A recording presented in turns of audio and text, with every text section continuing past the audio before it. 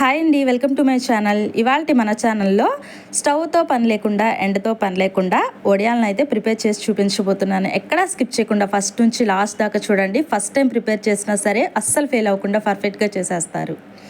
ఇక్కడ చూపించే గిన్నెలోనికి 1 కప్పు దాకా సగ్గుబియ్యాన్ని తీసుకుని శుభ్రంగా 2-3 సార్లు కడిగి ఆ తర్వాత చూపిస్తున్నాను. అదేవిధంగా అదే కప్పుతోటి 2 కప్పుల దాకా నార్మల్ వాటరేనండి ఇక్కడ చూపించేది. నార్మల్ వాటర్నే 2 కప్పుల దాకా తీసుకుని దీనిలోకి వేసేసుకుని మూత పెట్టేసేసి 10 నిమిషాల పాటు ఇలా పక్కన పెట్టేసుకోవాలి. ఇలా 10 నిమిషాలు పెట్టడం వల్ల ఇవి కొంచెం ఉబ్బుతాయి అన్నమాట. వాటర్ని కూడా మంచిగా అబ్జర్వ్ చేసుకుంటాయి. ఇక్కడ చూపిస్తున్నాను చూడండి. ఒక 2 గంటల తర్వాత ఇక్కడ చూపిస్తున్నాను. ఆ తర్వాత ఇక్కడ నేను ఇది ప్రిపేర్ చేసేటప్పుడు నైట్ టైం అయితే ప్రిపేర్ చేస్తున్నానండి. ఎంత చక్కగా మంచిగా స్మూత్గా నలిగిపోయాయి చూసారు కదా. ఆ తర్వాత ఇక్కడ నేను వాటర్ని హీట్ చేసుకున్నాను. హీట్ వాటర్ అన్నమాట. హీట్ వాటర్ని ఇక్కడ నేను 3 కప్పుల దాకా తీసుకుంటున్నాను అనమాట. ఇంకా ఉడికించే పని ఏమీ లేదండి. ఇలా హాట్ వాటర్ పోసేసుకుంటే సరిపోతుందండి. 3 కప్పుల దాకా హాట్ వాటర్ని తీసేసుకున్నాను. ఇది కెటిల్లో హీట్ చేశాను అనమాట. స్టవ్ మీద ఏం కాదండి. ఇలా చక్కగా హీట్ చేసిన తర్వాత ఇందులోనికి 3 కప్పుల దాకా వాటర్ తీసేసుకుని మంచిగా ఒకసారి కింద నుంచి పైకి ఇలా కలిపేసేసుకోండి. ఇలా కలుపుకున్న తర్వాత మూత పెట్టేసేసుకుని ఓవర్ నైట్ ఇలానే ఉంచేసేయాలన్నమాట.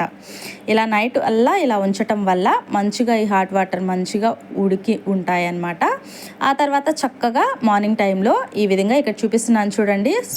మంచిగా స్మూత్గా నాని ఉన్నాయన్నమాట. ఇలా ఉంటే సరిపోతుందండి. ఇప్పుడైతే ఒక మిక్సీ జార్ తీసేసుకుని ఇలా చక్కగా వీటన్నిటిని ఒక మిక్సీ జార్లోకి ట్రాన్స్ఫర్ చేసేసుకోవాలి.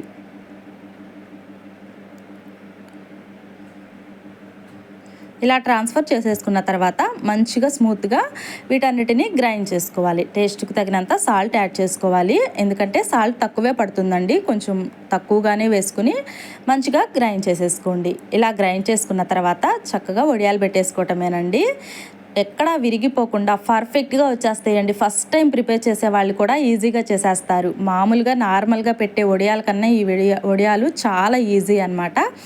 ఇక నేను కవర్ మీదే వడియాలు పెట్టుకుంటున్నానండి. ఇలా కవర్ మీద పెట్టుకోవటం వల్ల వడియాలు తొందరగా ఊడొచ్చేస్తే తొందరగా డ్రై అయిపోతాయి అన్నమాట.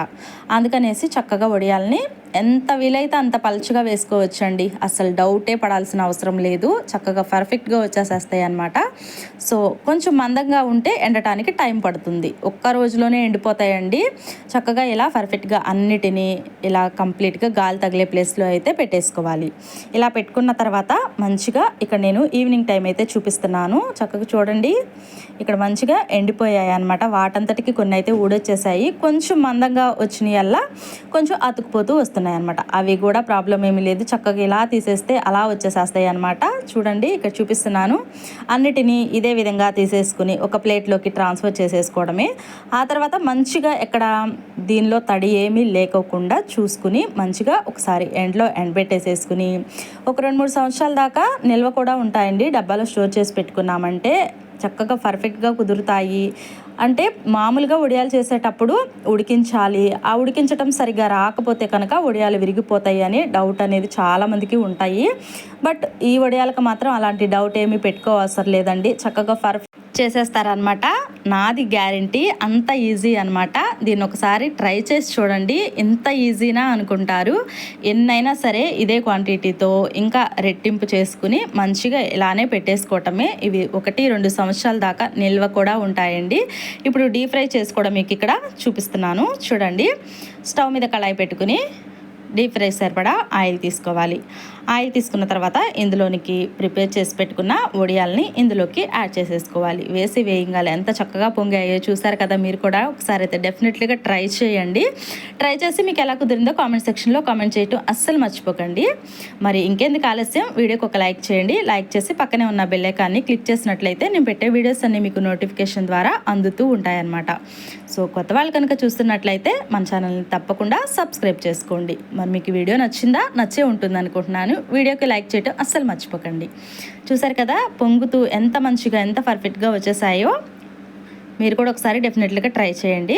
Thank you for watching. Have a nice day.